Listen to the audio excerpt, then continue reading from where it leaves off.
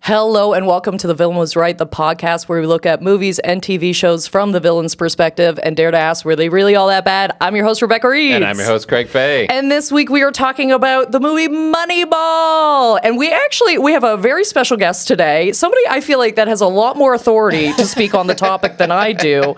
From one of the top baseball podcasts in the country, from the WalkOff Podcast, we got Scott Belford here. It is great to be here. Hell yeah. Thank you so much for coming. This was your movie suggestion. Yes, it is one of my favorites. Okay, and a very clear, now all the pieces are coming in as to why.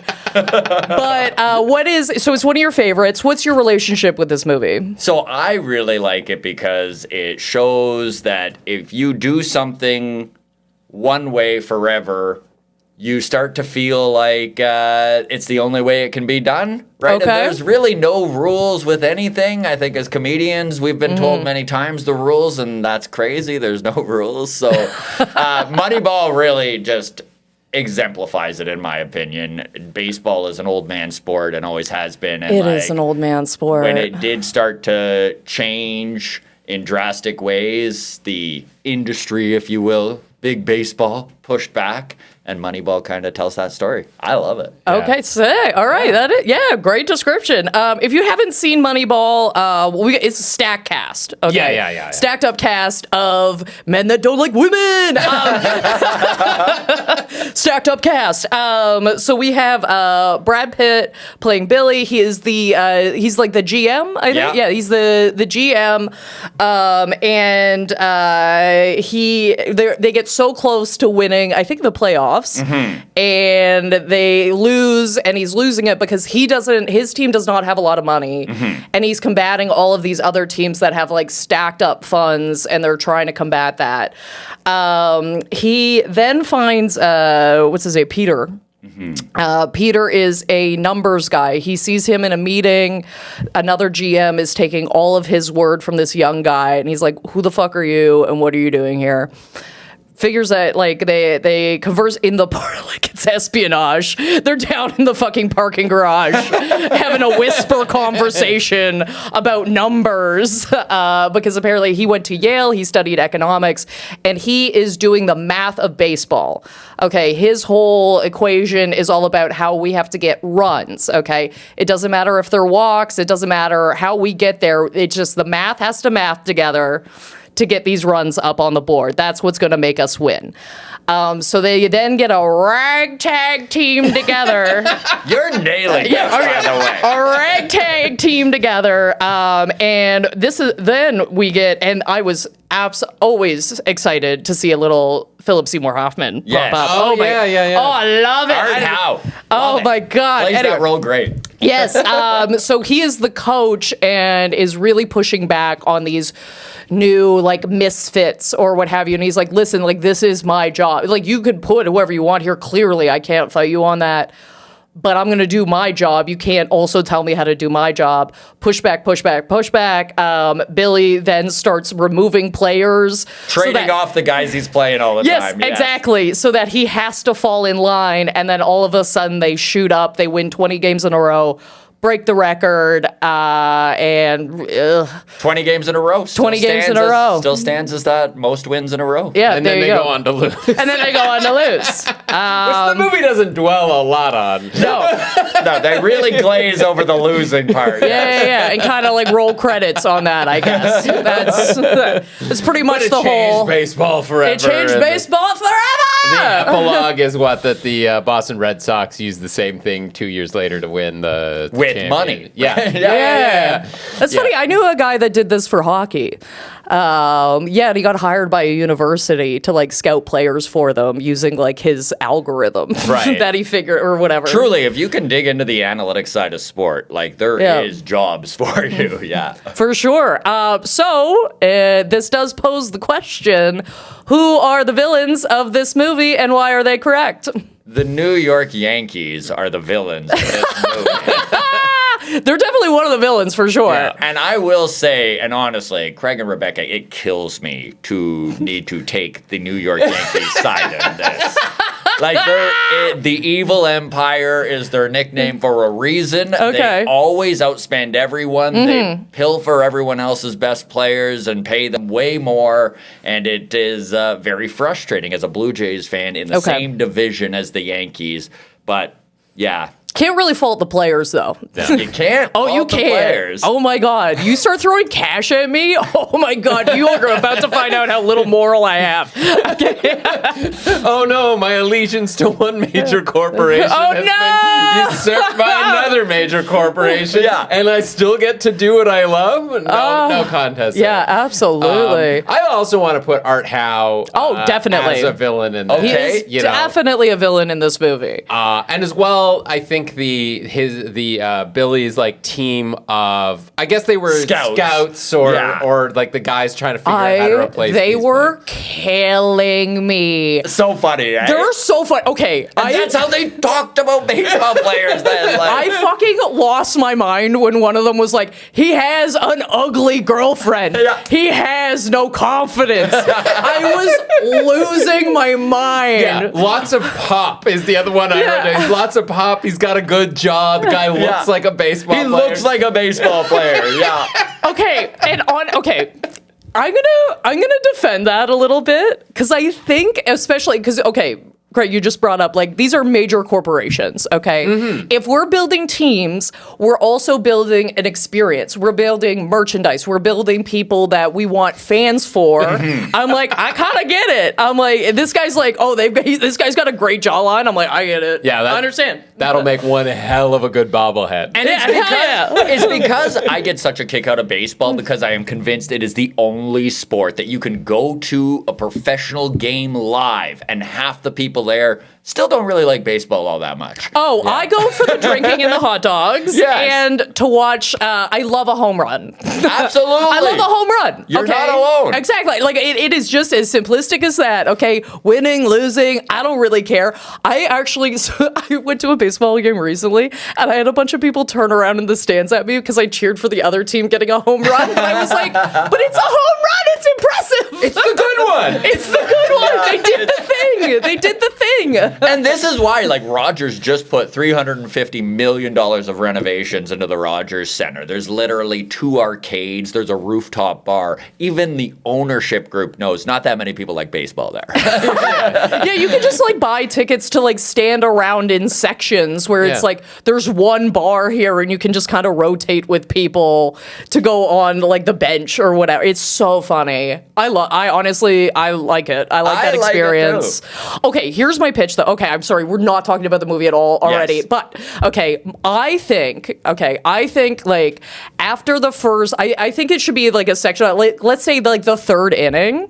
I think if you've bought a ticket, you should get, like, a digital update, and they'll let you move down to seats that haven't been filled yet. I like this. I think they should, because then you get everybody close to the front. I'm like, there's got to be a way to figure it out. This is a very comedian way of looking at this. I was going to say, let's get everyone up. You're uptight, okay? It's going to be a great atmosphere. Maybe you get really lucky and, like, somebody didn't show up behind, like, whatever, the ump. Yeah. And you're like, fucking hell yeah, let's get down there, man. I'm just saying. That's so funny. Yeah, move up, guys. Come on. The closer you are, the better show we are. What's wrong with that? When you're done in the arcade, come fill the lower bowl. Yes, let's go. These players are really going to work real hard for you tonight, guys. Come on, show them some love. Bring them down. The energy you give them, they will give back to you. Yes. I'm just saying, I think it's $1 billion idea. I love someone who's getting paid like $8 million a year to play baseball, just like sauntering first to second base because no one's up close. You're like, ugh. No, buddy, I just think, okay, you know what really bums me out? Again, we will get back to the movie. But you know what really bums me out? When people leave sporting events early. Oh, it drives me nuts. It drives me fucking crazy. I was watching a Jays game, and they were losing big, okay? Yeah. But the last inning, they got like, and they didn't win still, but they got like 9 runs, and it was so cool and fun to watch. And I was like, you fucking losers, you all left. I'm the worst because I have a hard time not just like yelling, right? Like, that's right, go back to Ajax, you losers. No, I like that. That's good. That's good. I support. Okay. They're like, how do we know? How does he know we're from Ajax? It's the way you fucking walk. Okay? I can tell by the way your body moves. The way you disrespect this team and the go schedule.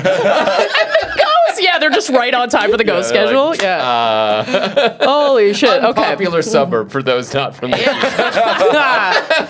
Yes. But yeah, like it's funny that you described it as like a ragtag group of players because like so many baseball movies do have that ragtag group, and this is the first movie I've seen with a legitimate reason to have a ragtag group. They explain it very well. Yeah, where they're like, we are getting discounts on players that like other teams have given up on just because they have the right stats, and we feel like we can manipulate that into a way which to play they the game. did really focus on. That is one thing about this movie that is a little inaccurate, is that the Oakland A's had like the best starting pitching staff in all of baseball, and that gets brought up 0 times.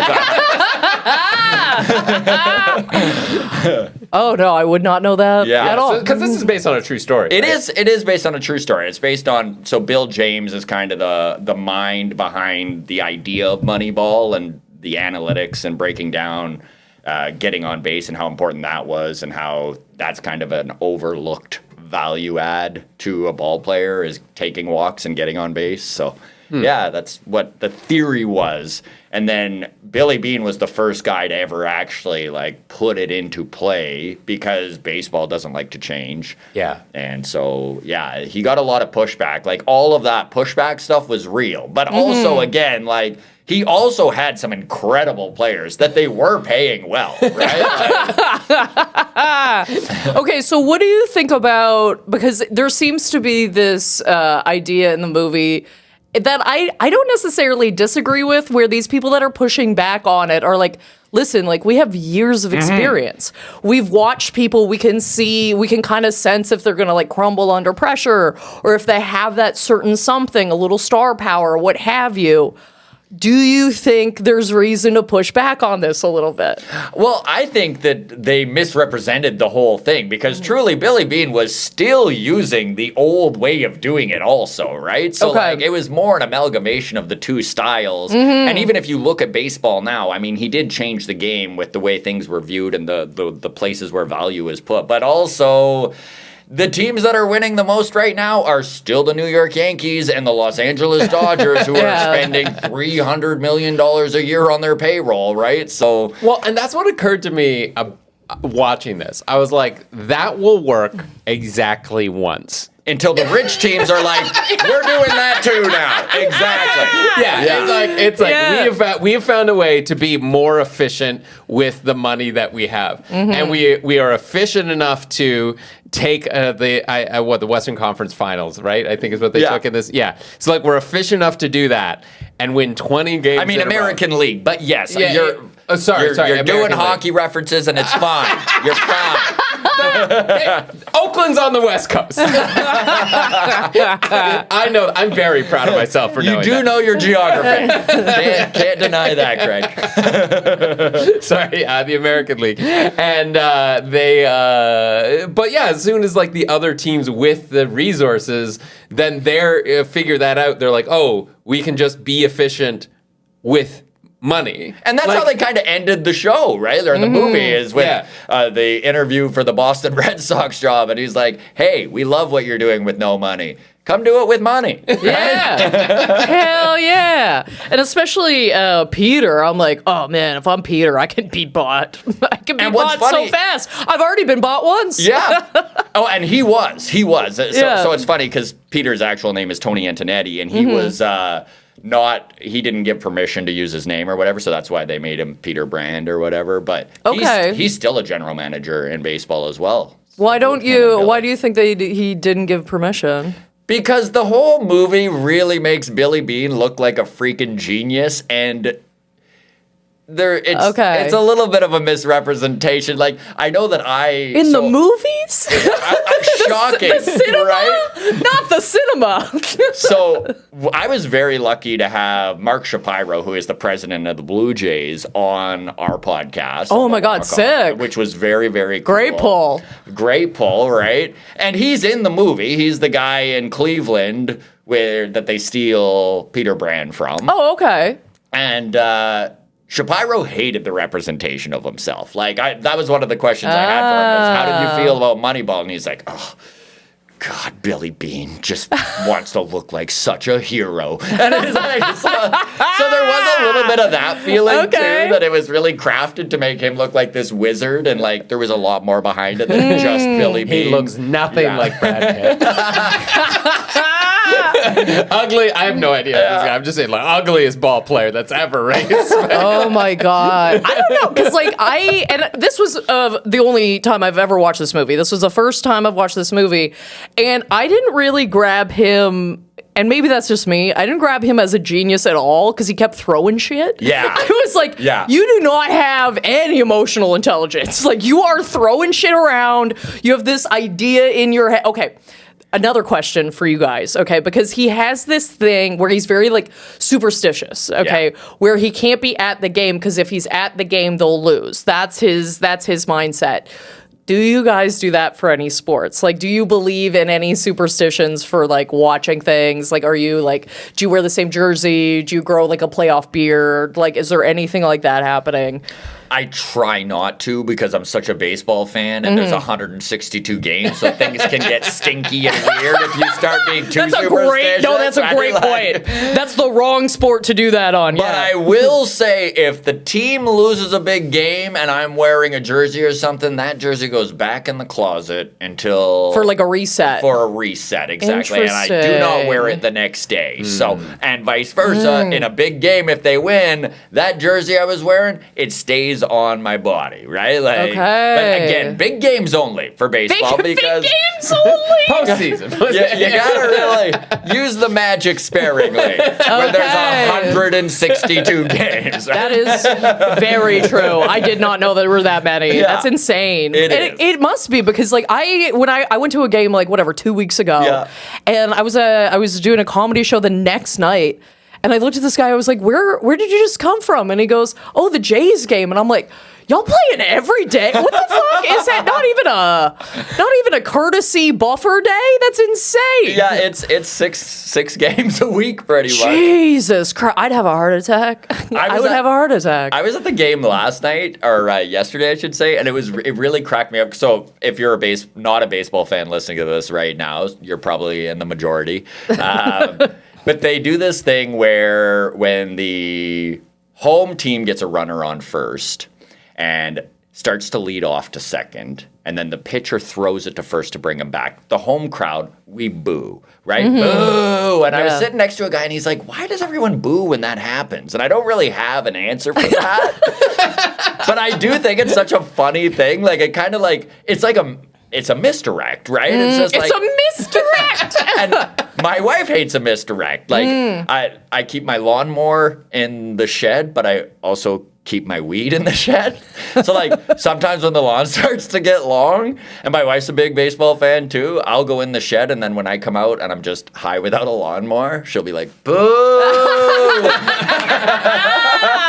No, I love a crowd boo. Yeah. I love a collective, let's all hold hands and hate someone together. Yes, exactly. It feels so medieval. Yeah. You know what I mean? Like, I feel like we should all have tomatoes or something. It just gets me really jacked up. I love how the pitcher's just like, well, what did you want me to do? No, for sure. Just doing his job, right? Yeah. Just like, just doing his job. But have you ever been booed for something you really like doing and you're like, give it to me!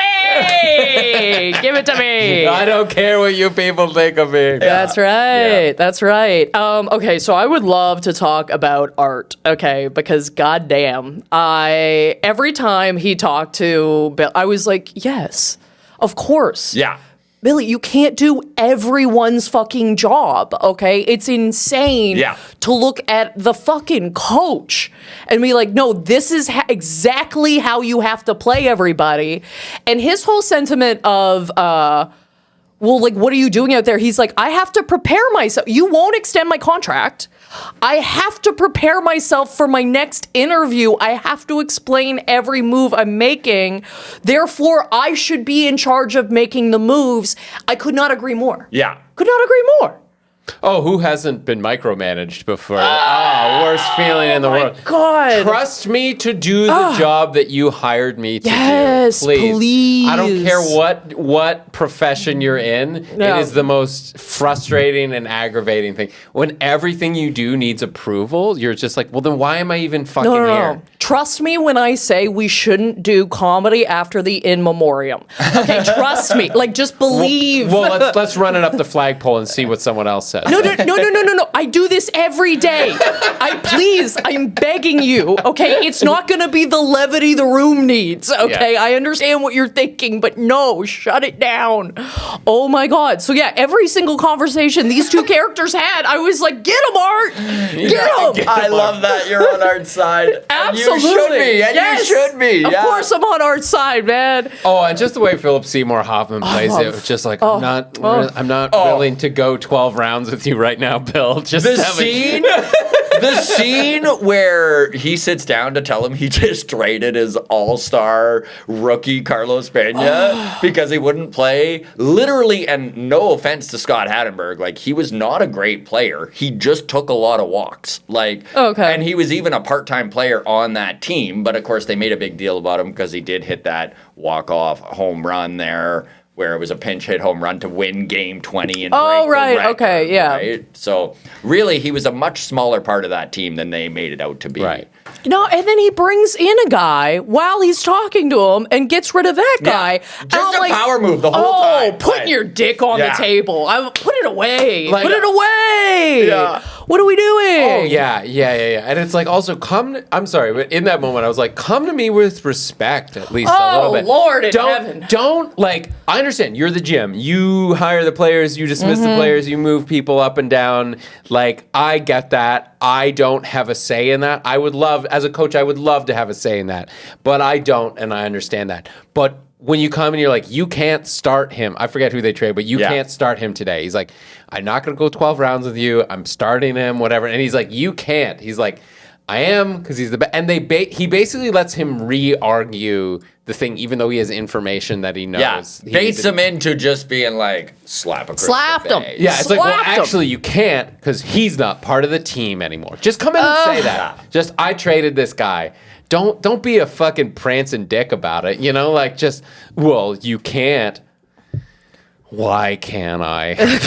But you can't even be in the fucking building during the game. Okay, shut up. Yeah. Shut your mouth. Okay. I absolutely love hearing your two opinions on this. Like, honestly. And based entirely from the movie. Yes, just no real people, just movie. It's fantastic. Movie and you characters. are nailing it.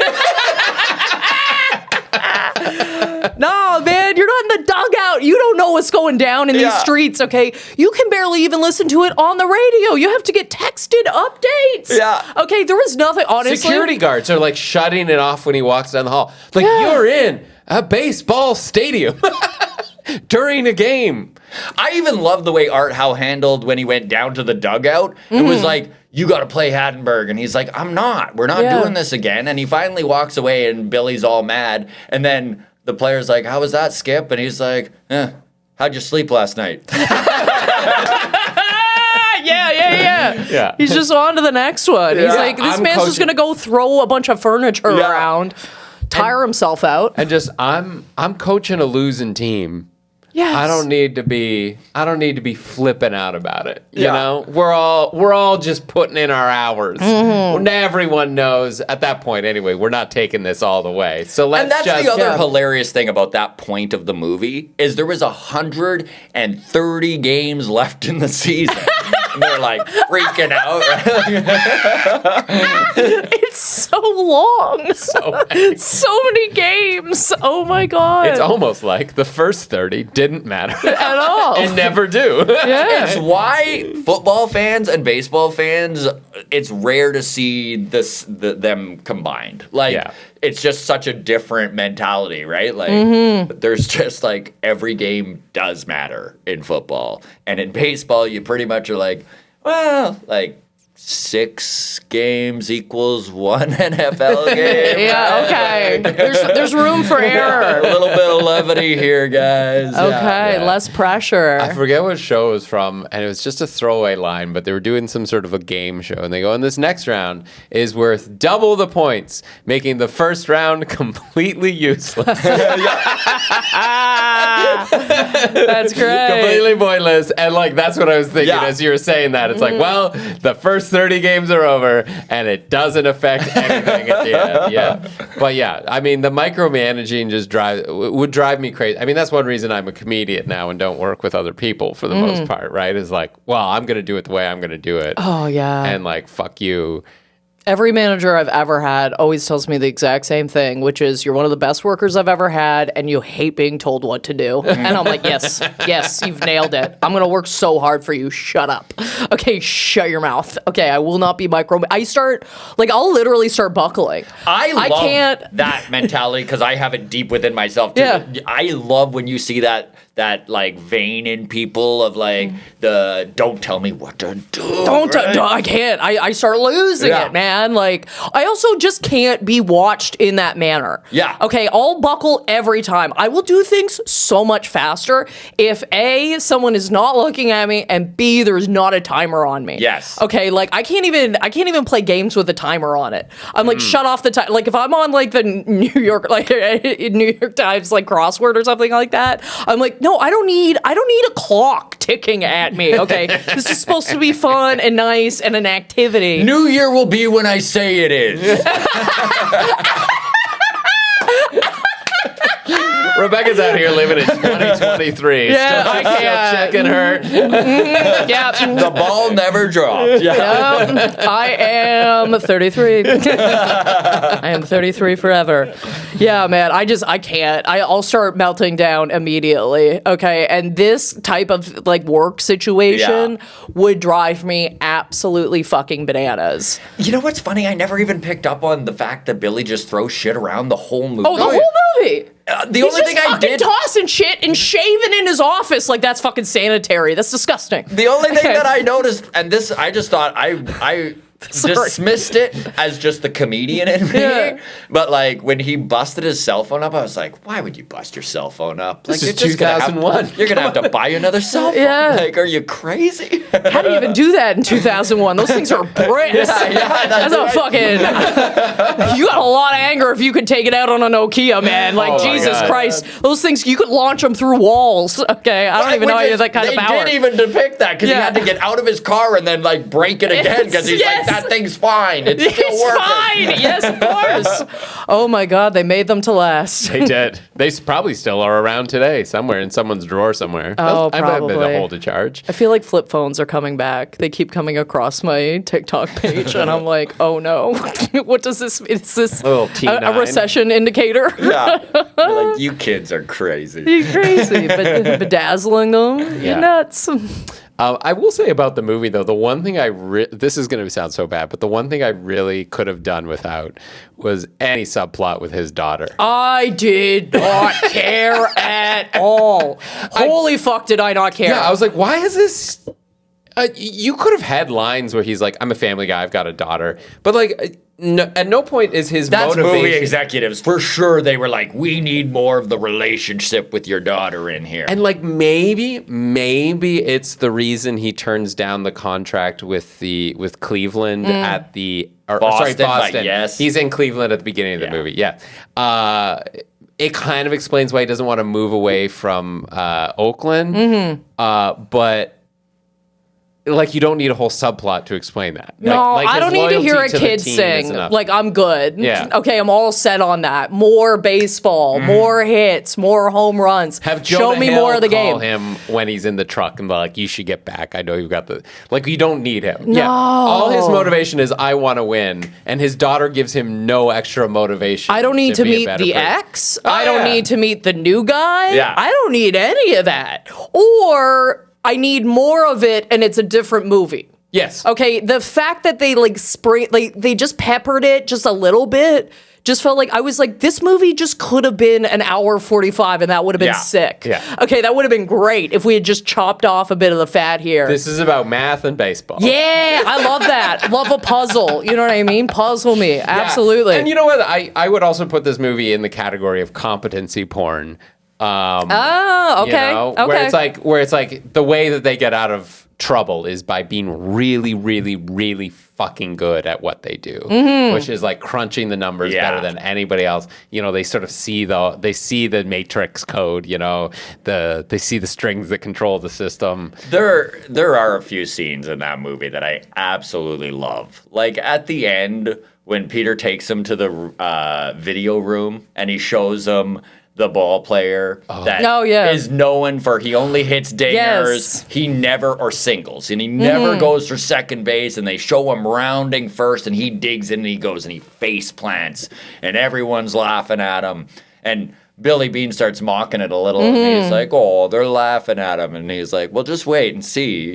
It turns out they're laughing because he hit a home run, and he didn't know it. And he didn't know it. And I just love that. No, I that's love a great so scene. much. There's definitely a lot of great scenes in this movie. Like, I did enjoy this movie, for It's sure. a good movie. Yeah. It's a good movie. I would have, you know what I would have swapped out? I would have taken out his family stuff, and I would have loved a little more of Peter. Yes. Because he felt like, to me, I was like, this is a lot more of the main character energy that I want to see. Like, I want to hear a little more about this guy. Which is why baseball pushes back against Moneyball a little bit, because baseball feels that way, that this Antonetti is actually like the brainchild of the whole thing, and he didn't really get his flowers in it as much as Billy was like put on this pedestal as this big, brilliant genius. Where I was like, and I guess like, and to say like a part of being a good manager is being able to delegate and go, oh, you know more than me about this. And he didn't go get him. Right? Yeah. Like he did recognize that's a talent. I want him on my team. Yeah. I do love the idea that you can poach office staff the same way you can poach players. That were just like you traded that guy to Oakland? Yeah. What? He's got a cubicle. Yeah. It's like you can trade people with cubicles? I think so. I think there should be more of it. I think every once in a while your competitors should walk through your office and just be like, I like the look of you, kid. Come up to the big leagues. You've been traded to Apple. Yes. I would actually be fine with that. We're filling their pop machines for a year for you. Oh, buddy. Okay, that is something that I full on agree with the baseball players. I'm like, if I am a professional baseball player, okay, and I am, like, can you imagine being in a fucking green room and then being like, yeah, there's a vending machine there if you need anything. Yeah. If you need a pop, go get it. You know what I mean? I don't know if you've ever been in a club where they started like nickel and diming you on every little thing. Like you got one drink at the club and all of a sudden your check's $5 less and you're like, all right, can we loosen the purse strings a fucking little bit, team? Oh, you want to hear about super cheap comedy stuff? Yes, always. Anytime, I'm not even going to name who it is because I'm going to work with them again. But Classic. anytime they send the e-transfer, they remove the $1.50 fee for the e-transfer from it. You stop Dead it. serious. You stop Dead it. serious. No, that is okay. Isn't that no. insanity? You just trumped anything I had to say. I've never had a motherfucker do that. That's is insanity.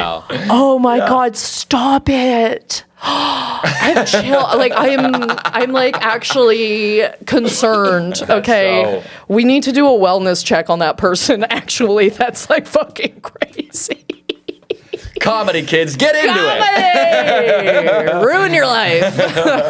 But the free pop thing that's a quality of life thing, though. Yeah. You know what I mean? Like it's so little, and that conversation that they have on the plane where he goes like, question, why do I gotta pay for soda? He's like, well, to keep the money on the field. He's like, where's the $1 per soda? That where is that out on the field? Where's soda money? It's like it's hard to see, but it's there. It is hard to see. I loved it the way he did it too. Yeah. It's like, it is hard to see. I'm done. I'm Put done. his headphones back on. Yeah, No, I love that guy. I was snapping at my screen like, give him more. Because I had something very, very similar happen to me at my old job, which was like Which job? my office. Okay, your office job. Gotcha. For the utility, and it's like they were like, we really want to show this team like you guys have really gone above and beyond and like really put up with some shit. So we like want to celebrate you.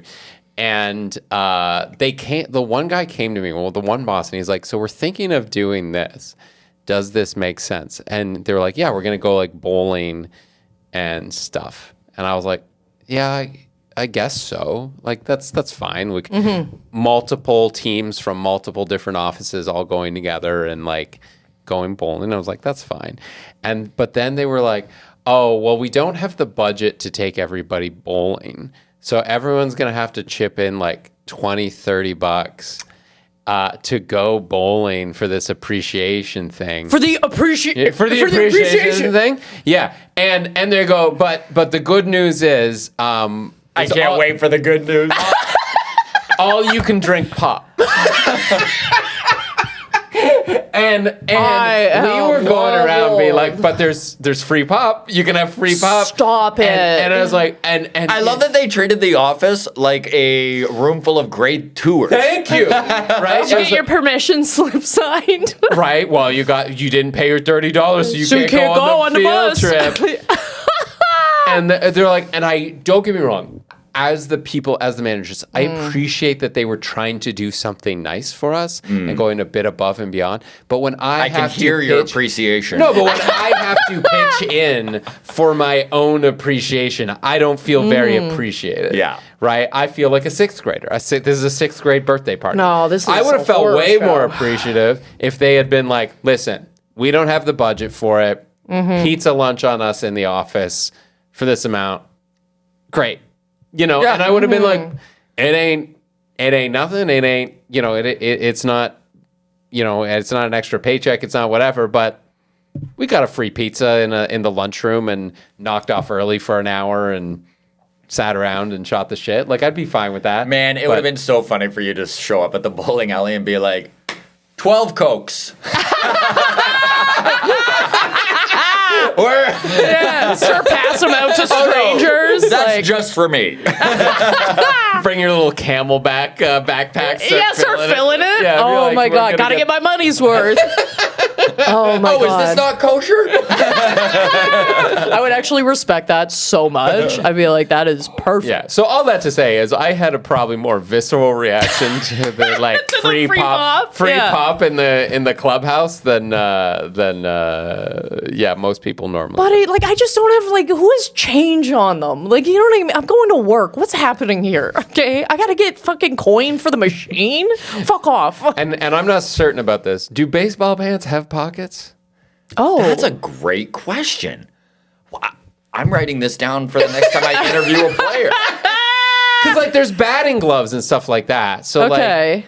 are those in their pockets? Or I have literally. I feel like yes, they do. Yes, I feel like I can picture them having pockets. Yeah. They okay. definitely have pockets because 2 years ago, there was a player who stole second base or stole third base from second, and sliding in, his phone flew out of his back pocket, which obviously they made a huge deal about. They're like, can you just not have your phone on you? Kids today, right? While you're running bases? Yeah. Okay. I thought you were going to say something really embarrassing, like the pocket caught and ripped his pants off or something. No. Just proof they're putting things in there, right? I love the idea that they've got loose change for They're just jingling. Yeah. They're running around just fucking jingling all across the bases. My soda money, it's on the field. My soda money. Gotta go running deep into the outfield and just redub this movie. Ka-ching, ka-ching, ka-ching, ka-ching, ka-ching. No, my Dr. Pepper. Oh my God, yeah. Just the ground crew after the game having to go and pick up corners and dimes so they don't run over with the lawnmower. Yeah. Oh my God. Okay, so here's a question I really want to know the answer to. And I'm so happy that we have you here as the expert because I felt that this was maybe a villain in this movie, which is that this insane new way of doing things with statistics and whatnot is or has ruined the game.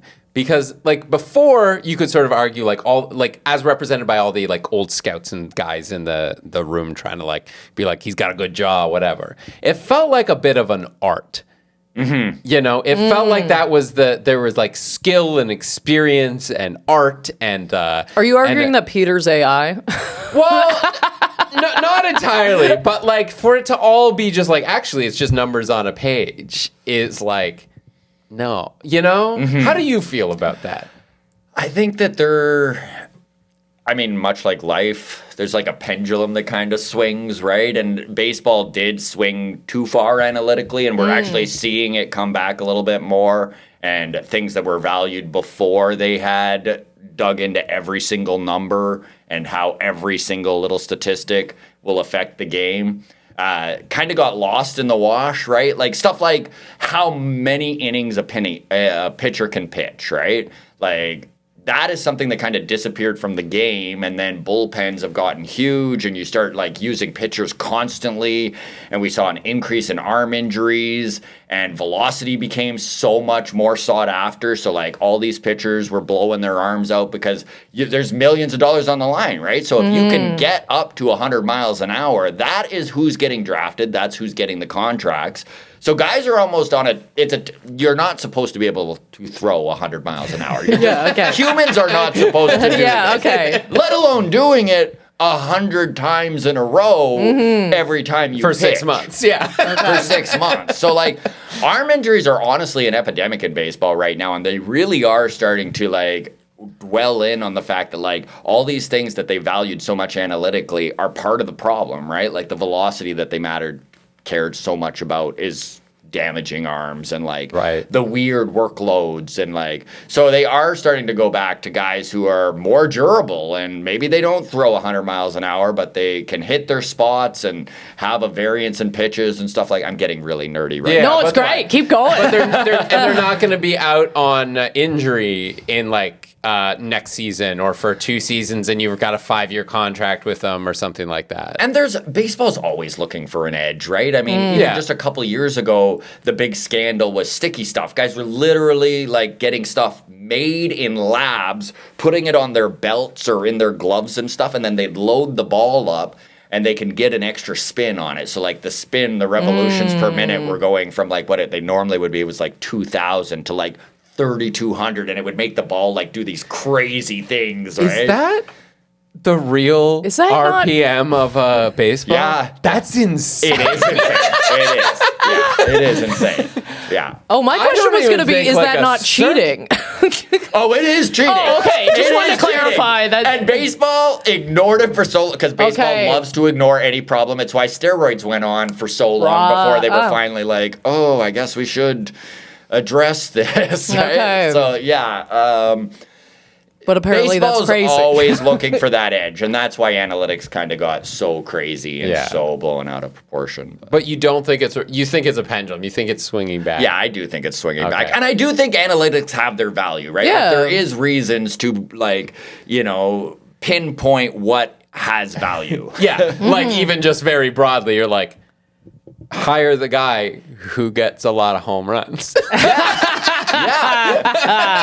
Like hire the guy who wins games. And that's another thing that analytics more and more granular after that. That's another thing that analytics did, is that it did show how much value home runs has, because you can to score 3 runs and not hit a home run, that's a lot of hits, right? Like that's a lot of hits. You got to get a couple singles, a double, maybe a walk. Like you really got to go through the lineup if you're not going to hit a home run to score runs. But if you get a walk and then a home run, that's 2. That's just 1 hit. You've got 2 runs on the board. And so they really emphasized that value. And what happened is that all players just started swinging for the fences. So strikeouts, they call it the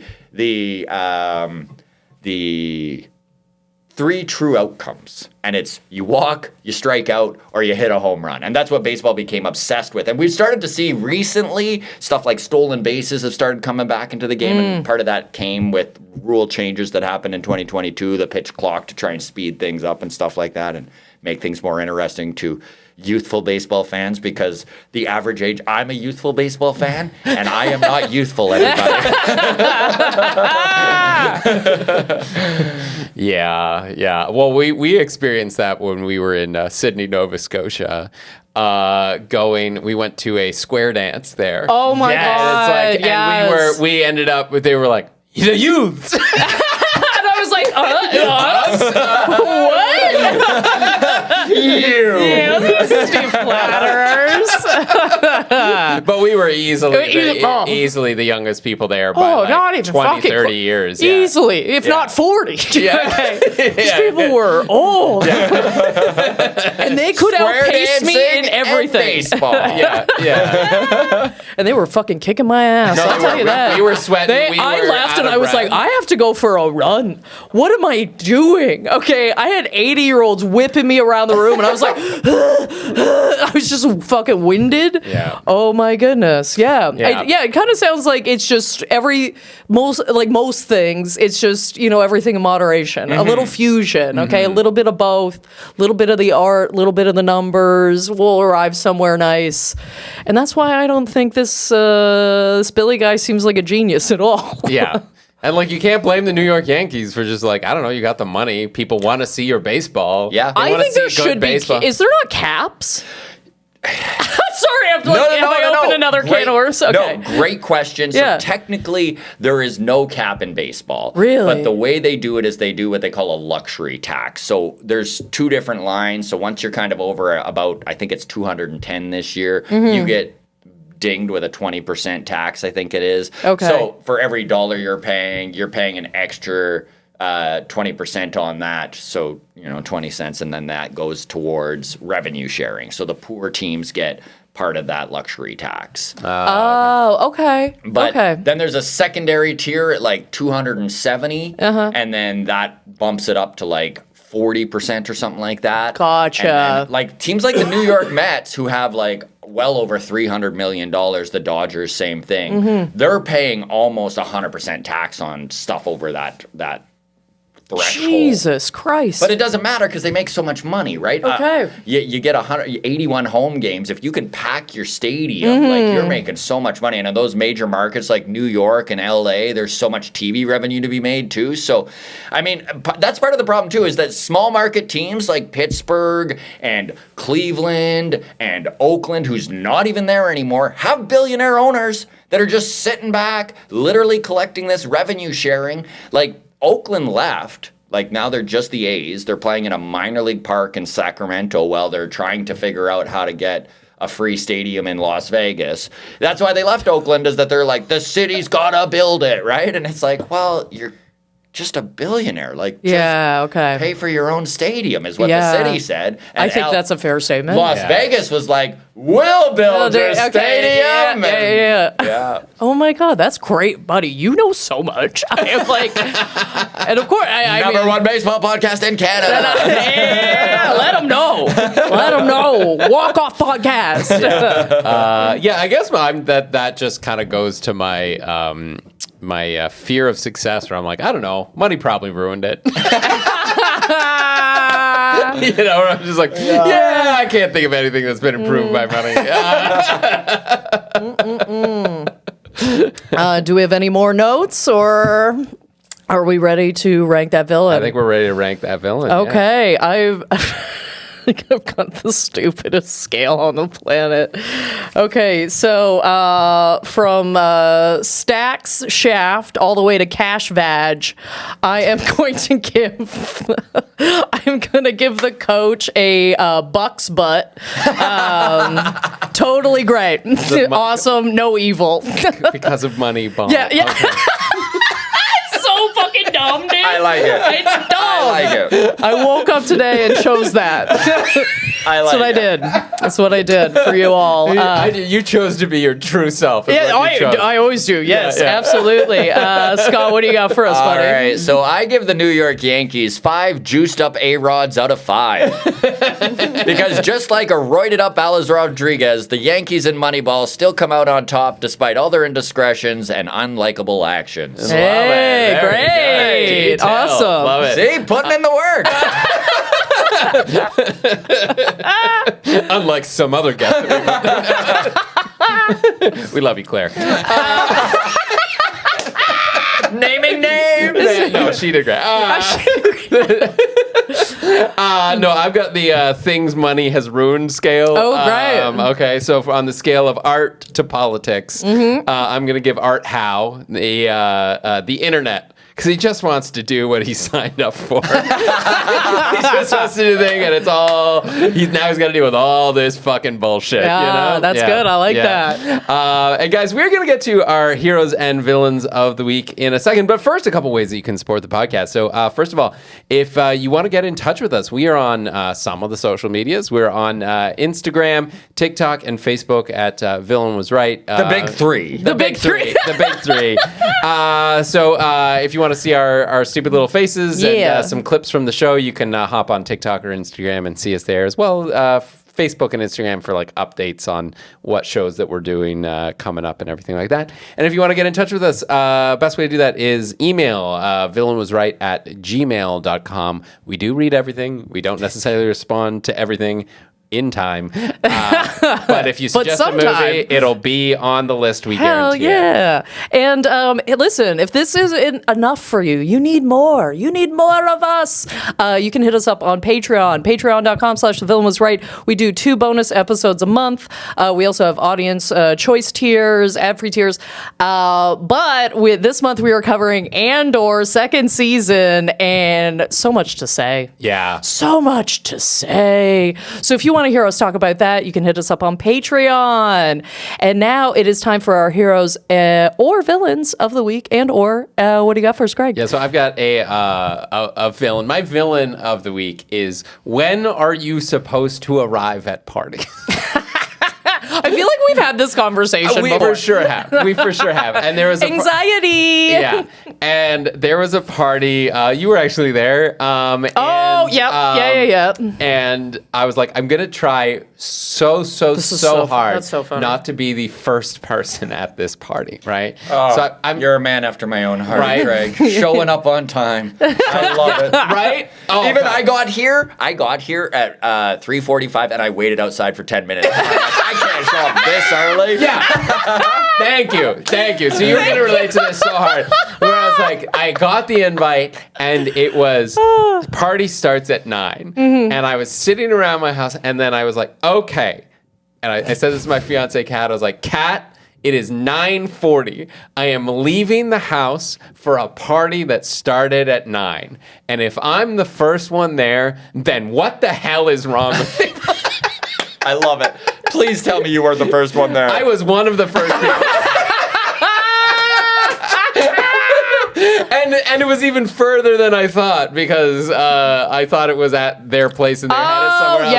Yeah. And just as a side note to this, someone was like, "Oh, good thing you checked, because it wasn't at their place. They were having it somewhere else." And I was like, "What would you have done if you'd just gone there and they weren't home?" I would be like, "Oh, I would have gone home." There's no recovery from showing up to a party and it's an empty house. There's no, "Oh, I wasn't invited anyway. People are being mean to me." But I did go to the right place. We have opposite problems. I think because same party, I invited somebody over to my place for 10 o'clock to have a before we left. I think I got there at like 11. And you got there at the right time. The party started popping up about because I know how to time it. That's right. I know what time to arrive. Fucking comedians. But what is wrong with people? But what is wrong? It's a comics problem. That's I true. think we're all nuts. That's true. So that's my villain of the week. Nice. What do you got for us, Scott? My villain of the week. So my brother-in-law and mother-in-law came and visited us about a week and a half ago, and my brother-in-law, he's a communist, so he was here for the communist convention. For everyone worried that communism's taking over, 400 people were there from around the country, so we're okay. We're gonna survive it. He spent 0 time at the house and left the spare bedroom full of like wrappers and garbage, and he had his towel balled up wet on my podcasting chair, and he is my villain of the week. Valid. Very valid. I hate that. Oh my God. I was so mad. And it's so funny because it took me like 10 minutes to clean up. It wasn't like the end of the world, but also I was like, Oh, no. Some manners. Some manners. Thank you, If I Rebecca. leave like a coffee cup in somebody's car and I remember on the way home, I get so stressed out because Yeah. I'm like, oh my God, I left my garbage in their vehicle. Like, I just get so stressed. That's crazy. The only good thing out of this is I had to do a solo Patreon episode for my podcast, and I got to rant about that for like 15 minutes. And I got so many comments from people that just made me feel like, yeah, I'm in the right here. absolutely. My favorite was like, communists. They always think their garbage is your garbage. I'm like, nice. Love that very much. That's good. Okay, I too have a villain. Triple this V. week. Triple V this week. So my villain is I had to go to the doctor. Nothing too serious. I was just getting like a checkup or whatever. And I don't know if this is just like, I feel like this must be, anybody getting a checkup. But there's certain doctors' offices where when you're getting checked out and you're like on your back or whatever, and you got your legs up or whatever the hell you're doing. Okay, whatever they're doing to you. For some reason, certain doctors' offices has decided that I want to look at birds during this time. So they'll put posters of like a fucking canary on the ceiling, and it makes me unbelievably upset because all I want is a blank back. Like, I just want to disassociate. You know what I mean? Like, I just want to go off into this blank canvas. Yes. And now I'm staring at this bird that's staring back at me, and I don't know who decided that's fucking calming, but it pisses me off so fucking much. I don't know why I'm so angry about Your this. passion for this. But it is impressive. You're very upset. I'm so upset. It seems a little condescending somehow. Stop! Oh, like, let the ladies look at the pretty birds. We're looking at the pretty birds. Okay, maybe that'll calm down. They're hysterical. It's like, I swear to God. Okay, it just makes me so angry. And so those birds are my villain of the week. Can I ask you a question? Yes. How would you feel about those little glow-in-the-dark stars? Oh, I'd love that. Okay. Love it. Love it. Nostalgia. Love it. Okay. I'm 1,000,000% on. Oh, well, that also means you need to lower the lights, though. And I like that. Okay, set a mood for a girl. You know what I mean? Put on some music. Yes. Let's get into it. Yeah. Okay, much better suggestion. Absolutely. Anyway, that's it for us, team. As always, you can follow me at Rebecca Reads on any platform of your choosing. Scott, where can people find you? You can follow my podcast, so at WalkOff Podcast on Twitter, at the WalkOff Podcast on Instagram and Blue Sky, and you can also follow me at the Belf7 on Twitter. I am Nice. still on Twitter. Whoa! I hate it. It's ruining my life. I hate it. It's truly ruining my life. It is the only thing I fantasize about sometimes. Is like, if I ever quit comedy, no one will hear from me on social media again. Yeah, feel that. Love that. Yeah, so check out that podcast. And guys, you can follow me at QuickFay Comedy on Instagram, TikTok, Facebook, quickfay.com for show dates.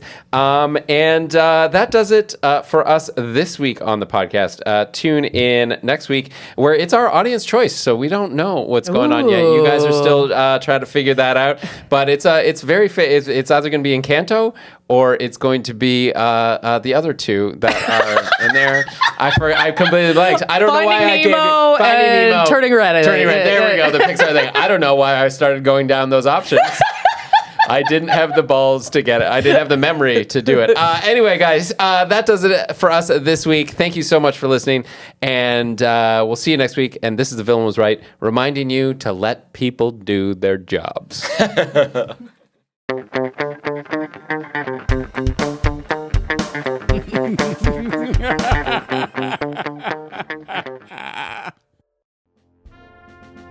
The Villain Was Right was produced by Andrew Ivimey for the From Superheroes Network. For more great podcasts like this, as well as YouTube series, webcomics, and so much more, visit FromSuperheroes.com.